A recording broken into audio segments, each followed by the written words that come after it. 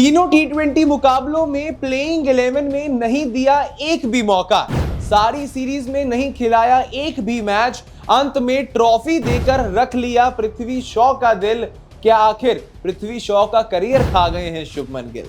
आप सोच रहे होंगे हम ऐसी बात क्यों कह रहे हैं, क्योंकि पृथ्वी शॉ को हालांकि तीनों टी20 मुकाबलों में प्लेइंग 11 में एक भी मौका नहीं मिला, तो आखिर शुभमन गिल ने कैसे पृथ्वी शॉ का करियर खा लिया है, इसके बारे में आपको विस्तार से समझाएंगे। अंत तक बने रहिएगा हमारे साथ, क्रिकेट इन इंडिया के चैनल पर हैं आप। आज तीसरा टी20 मुकाबला शुरू होने से पहले इस बात की चर्चा चारों ओर थी, जहां शुभमन गिल और ईशान किशन का बल्ला पहले दोनों टी20 मुकाबलों में पूरी तरह से शांत रहा। दोनों खिलाड़ियों का बल्ला एकदम से शांत सा पड़ गया था, तो ऐसे में आपको तीसरे टी20 मुकाबले में पारी का आगाज करवाना चाहिए था टी20 और डोमेस्टिक क्रिकेट के एक धुआंधार ओपनर पृथ्वी शॉ के साथ। लेकिन तीसरे टी20 मुकाबले में भी भारतीय टीम मैनेजमेंट ने ईशान किशन और शुभमन गिल को बैक किया, और शुभमन गिल को बैक करना कहीं ना कहीं कप्तान हार्दिक पांड्या के लिए सोने पर सुहागा गया, क्योंकि शुभमन गिल ने आज खेली है 126 रनों की सराहनीय यादगार ऐतिहासिक पारी। यहां तक कि शुभमन गिल सबसे युवा बल्लेबाज बन गए हैं भारतीय खिलाड़ियों में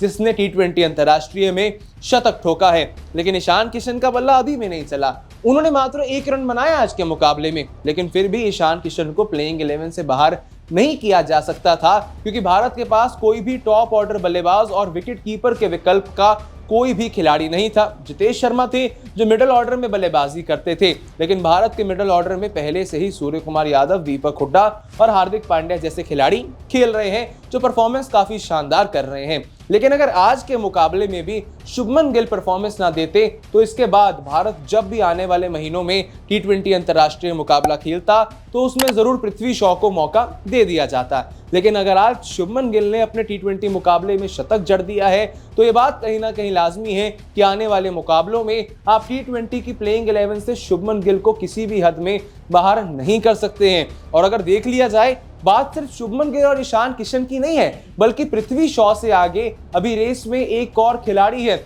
यह नाम आ जाता है ऋतुराज गायकवाड़ का। जब शुभमन गिल अवेलेबल नहीं होते थे, तब ईशान किशन के साथ ऋतुराज गायकवाड़ ने ही काफी मर्तबा भारत के लिए टी20 मुकाबलों में शुरुआत की है। यहां तक कि गायकवाड़ के बल्ले से हमें एक अर्धशतकीय पारी भी उनके आखिरी खेली गई श्रृंखला में आते हुए देखने को मिली थी। अब ऐसे में फिलहाल तो ऋतुराज गायकवाड़ रिस्ट इंजरी के चलते इस श्रृंखला से बाहर हो गए थे, लेकिन आने वाले महीनों में जब एक बार फिर से भारतीय टीम का चयन किया जाएगा टी20 के लिए और हार्दिक पांड्या को एक और युवा टीम दी जाएगी, तब तक शायद ऋतुराज गायकवाड़ भी फिट हो जाएं। और अगर गायकवाड़ फिट हो जाते हैं तो आपको शायद ही पृथ्वी शॉ का नाम एक बार फिर से टी20 की साइड में आता हुआ देखने को मिले। हालांकि ईशान किशन और शुभमन गिल आपके लिए प्राथमिक तौर पर जरूर प्लेइंग 11 का हिस्सा रहेंगे, क्योंकि जिस तरह से शुभमन गिल ने आज शतक जड़ा है और ईशान किशन विकेट कीपिंग के बलबूते पर भारतीय टीम के साथ बने रहेंगे, तो ऐसे में कहना मुश्किल है कि शायद ही पृथ्वी शॉ को एक बार फिर आसानी से मौका मिल पाए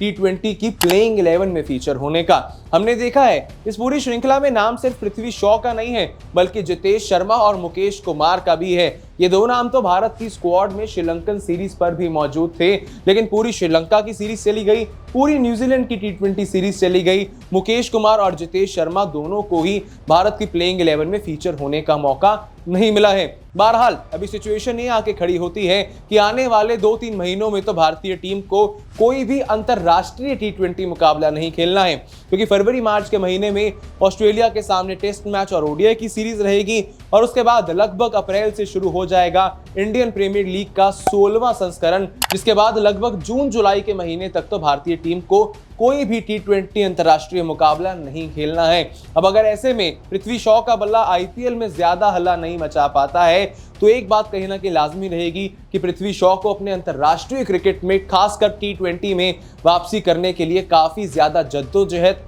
और मेहनत करनी होगी। साथ ही में पृथ्वी शॉ को बाकी कॉम्पिटिटिव खिलाड़ियों की भी परफॉर्मेंस पर नजरें बनाए रखनी होंगी। क्या ऋतुराज गायकवाड़ का बल्ला आईपीएल में उस हिसाब से परफॉर्म करेगा या नहीं, या फिर ईशान किशन जो बीते 14 टी20 मुकाबलों से कोई भी अर्धशतक नहीं बना पाए हैं। लेकिन आज शुभमन गिल का चलना कहीं ना कहीं पृथ्वी शॉ के लिए भारी रहेगा उनके आने वाले टी20 करियर के लिहाजे से। क्या है आपकी राय इस मुद्दे पर, बताइए हमें कमेंट सेक्शंस में, और इस वीडियो को अंत तक देखने के लिए बहुत बहुत धन्यवाद।